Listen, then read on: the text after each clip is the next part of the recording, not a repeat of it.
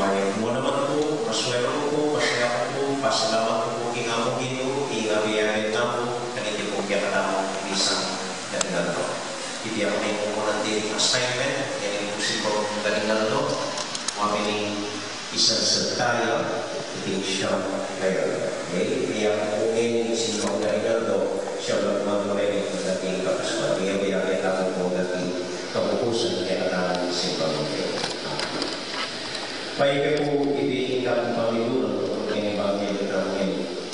Pero po kung gusto ko ipag-isa sa inyo. Nakauwi po ako ng nakaraang Sabado lamang at natuwa ako kahit meron akong panahon upang makapaghanda para dito sa ating simbang gabi. O minsan ganyan. Kung lahat po tayo ay naghahanda para sa Pasko, lalo-lalo na po ang mga pare. Dahil gabi-gabi, may bagong pamilya sa loob na misang na siyang naaraw rin. So, ilang araw na po ako nakaupo sa aking mesa hanggang kahapon. Nagpo-concentrate, nag-iisip, nagkakandaan ng pamilya, pero wala pumapasok. Wala po akong maisip. Hanggang kahapon, umaga, then alauna na, then alas 2 na, ako ng misa ko, ay alas 4 ng hapon, sa Clark, wala pa rin ako pamilya. Kinahanap ko ang Diyos at parang wala ang Diyos. At dahil po ang nararamdaman ko, bigla ko naisip na ang kwento ng tao, lahat po tayo, ganoon ang sitwasyon kung minsan, hinahanap natin ang presensya ng Diyos. Aminin po natin o hindi, tanggapin natin o hindi, harapin natin o hindi, lahat po ng ating pagkatao mula sa kaituturan ng ating mga puso, ating kaluluwa, ang ating isipan, at ang ating buong pagkatao ay hinahanap ang presensya ng Diyos. Aminin po natin o hindi, hinahanap natin, hinahanap natin na sana makita natin, maramdaman natin at maranasan natin ang Diyos.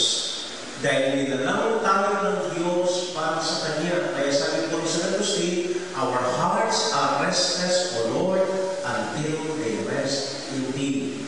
Walang kapanatagan loob ang aming kaluluwa hanggat hindi nagpapahinga na hinihintay sa iyo. Ang religion po ay hindi nagsimula sa simbahan.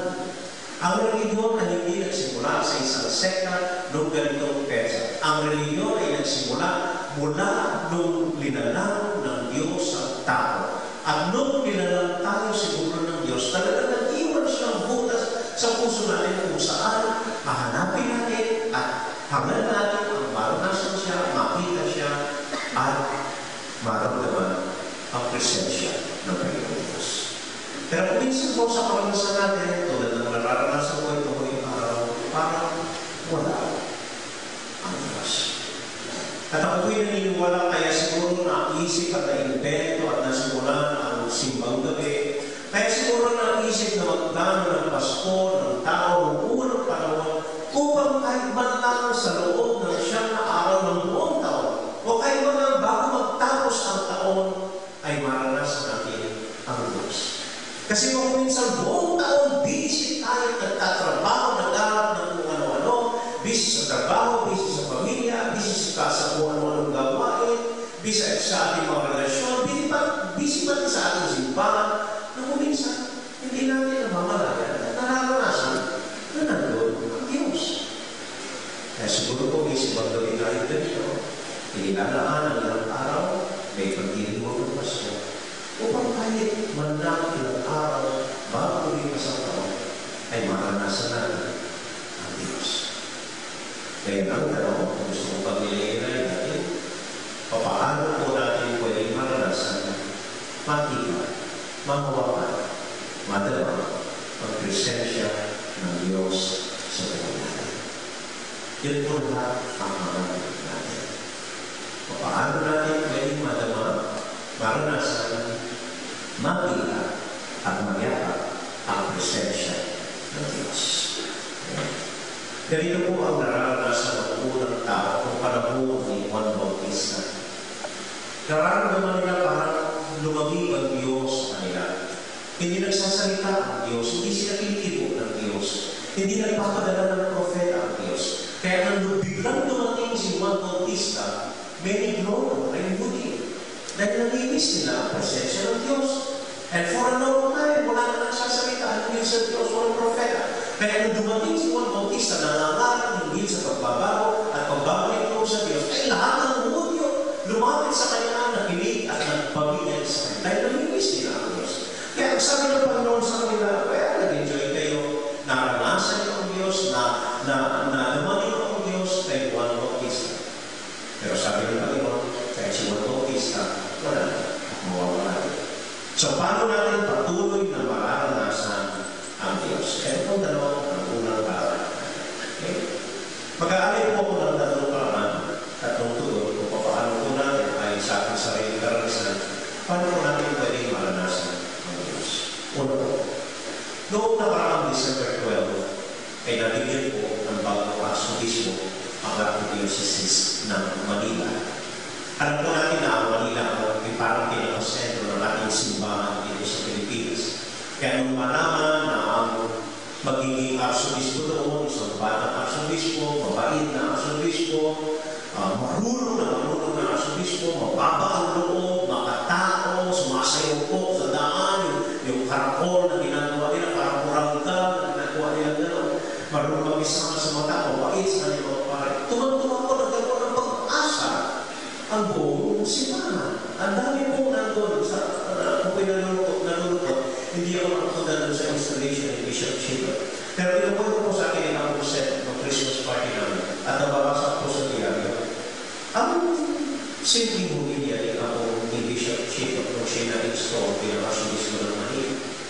Isa lang daw ako ulit-ulit niyang sinasabi at ito ay nasa moto niya bilang isang obispo. Sabi niya, sa gitna ng ating pagkapagod, makikita natin at mararanasan natin, it is the Lord. Nandito ang Panginoon. In our weariness, sabi ko niya, we will discover it is the Lord. Ito po kasi ang karanasan ng mga alagad ng Panginoon. Pagkatapos magpako sa krus ang Panginoon, naiburo nila, namatay, sila umuwi, bumalik sa kanilang mga bayan, sa kanilang mga bahay, nalulungkot, nawala ng pag-asa, hindi alam kung anong gagawin. So, parang bumalik sila sa kanilang pag-iisa, isang araw, nawala na ang Panginoon, hindi na nila nakikita at nararanasan ng Diyos. Sabi ng isa sa kanila, si Juan, sabi na akong mag-iisla. Kaya alam ko sa kalooban yung last intention ng isla, wala na alam gawin, nalulungkot naman. So, sila ng isla at wala na muli, buong gabi. Isang umaga, bigla silang nakikita ng tao, sabi ng tao sa kanila, ihalis nyo ang labat sa kanilang dako ng baka, makakamuli kayo. Yun ang ginawa nila, at nakamuli sila ng marami. At nung nakita nila yung maraming isla na nahuli nila, nagtingin sila, at tinignan yung tao nagsabi sa kanila, na nasa kumain sa pampak, at iisa ang sinigaw nila, it is the Lord. Andito ang Panginoon. At tumalog sila, at sinamahan at tumalog. Madalas po sa buhay natin, sa ating pagpapagod, sa ating pagkasira ng loob, kung minsan kung natin makikita at nararanasan ang Panginoon. Kung titignan po natin ang kwento ng bayan natin ng Pilipinas, natin Pilipinas sa Libawa, nakakapagod po, nakakasawa, ulit-ulit, the same problems, the same cases, the same stories of corruption ang nangyayari. Ito na naman, nag-aaway, executive, judiciary, impeachment na naman, politiko na naman, may kakwentuhan ko kung saan nag-iisa sa Quran kahapon, isang government agency, tulungan sa akin, ang paghinamalit ako, ako wala na kami nagawa sa opisina namin dahil puro politiko na lang. Ano nangyayari? Pag-aalis na isa, pag-aasa na naman ang mga kanil, isang ano na, walang alam-alam doon sa mga puro politiko, ilang politiko, ang opisina namin, ako wala kami nagagawa sa dapat namin gawin. At nakakasawa, sabi niya. At ito po ang mabuting balita ng sinasabi ni Bishop Chico, ng sinasabi ng ating Panginoon. Kung minsan sa gitna ng ating weariness, kung minsan sa gitna ng ating pagpapagod, doon natin nakikita ang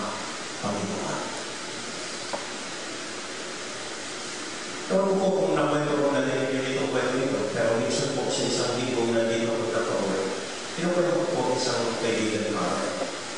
Napakabala po. Nagkaroon ng kaso, nasuspended. At nandun sa kanyang maliit na kwarto. Minsan po, tinalo ko siya. Kung nabutan ko, napakadilim ng pagkalang madilim ko. Dahil nasa matinding problema. At nung nakita po ako, nag-iyakan kami pareho. Wala ko lang sabihin sa kanya. Tinawakan ko lang ako ngayon. At tinabi ko po siya sa likod.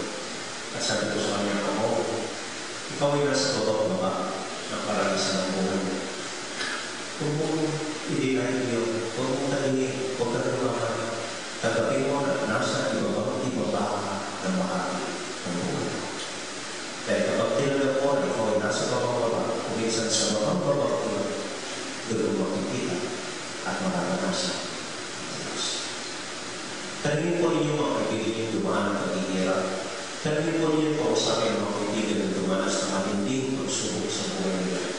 Sasabihin nila sila, nakarako sila, napakaho sila, dahil sa babang parang sa ngayon, nakita nila, it is the Lord.